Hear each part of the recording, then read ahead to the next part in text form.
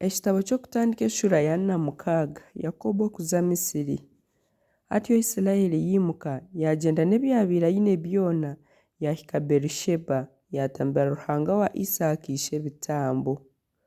Ruhanga yayeta Isirayeli omu kworekwa kwa nyekiro ati Yakobo, Yakobo, onu ati ndi aha mukama wanje.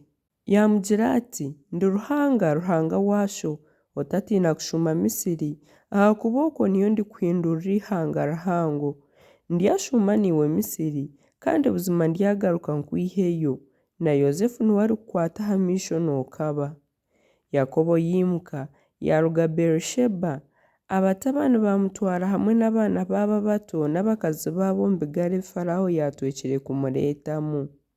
Kandi batwara amatungo gaabo n'ebintu byabo ebi batungiire omu nsi ya Kanani baaza omuri Misiri. Yakobo n'oruzaaro rwe rwona, abatabani n'abatabani baabo n'abahara be n'abahara b'abatabani be. Orwo nirwo ruzaaro rwe rwona oru yagenzire narwo Misiri. Aga nigo mazina g'abaana ba Isirayeli abagiire Misiri. Yakobo n'abatabani: Reubeni omuzigijo gwe. Batabani ba Reubeni: Hanoki, Palu, Hezironi na Karumi. Batabani ba Simiyoni ni Yemuweli, Yamini, Ohadi, Yakini, Zohari na Shawulo omutabani w'omunyakananikazi. Batabani ba Levi ni Gereshoni, Kohasi na Merari. Batabani ba Yuda ni Eri, Onani, Sheera, Perezi na Zera.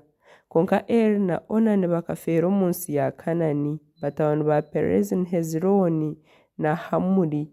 Batabani ba Isakari ni Tola, Puva, Yobu na Shimironi. Batabani ba Zebuluni ni Seredi, Eroni na Yahareeri. Abo nibo batabani ba Leya abu yazaariire Yakobo omuri Padanaramu hamwe na muhara we Dina. Abaana be b'aboojo n'ab'abaishiki boona bakaba bari 33. Batabani ba Gadi ni Zifiyoni, Haagi, Shuni, Eziboni, Eri, Arodi na Areri. Batabani ba Asheri ni Imuna, Ishiva, Ishivi na Beriya na munyanyabo Seera. Batabani ba Beriya ni Heberi na Malikiyeri. Abo nibo baana ba Zirupa owu Labani yahiire Leya muhara we, kandi abo nibo yazaariire Yakobo abantu 16. Batabani ba Rakeri muka Yakobo ni Yozefu na Benyamini.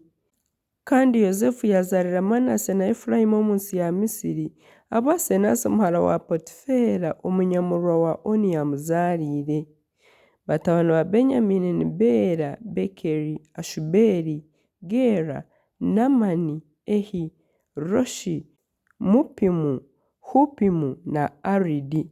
Abo nibo batabani ba Rakeri abu yazaariire Yakobo, boona bakaba bari 14.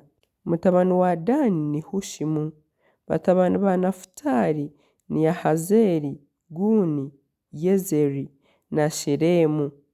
Abo nibo batabani ba Bilha owu Labani yahiire Rakeri muhara we abu yazaariire Yakobo, boona bakaba bari 7. Abantu boona b'omunda ya Yakobo abagenzire nawe Misiri otabariiremu bakamwana be bakaba bari 66. Batabani ba Yozefu abu yazaariire Misiri bakaba bari 2. Abantu boona ab'omuka ya Yakobo abagiire Misiri bakaba bari 70. Yakobo kureebana na Yozefu. Yakobo yatuma Yuda hari Yozefu kwamushanga Gosheni, batyo bahika omu kyanga kya Gosheni.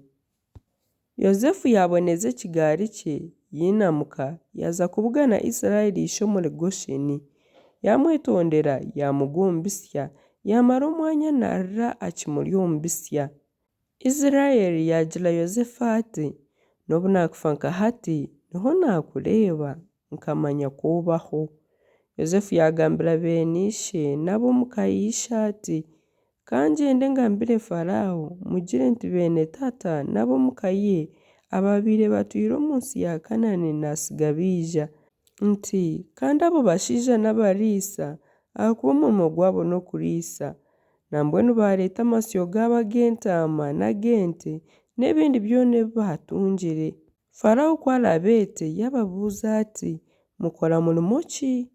Mumugire muti abiiru bawe turi abariisa okwiha obuto bwitu n'okwistya hati itwe na baatatenkuru itwe mubone kutuura omu kyaro kya Gosheni ahakuba omuriisa weena n'ekyagara aha Banyamisiri.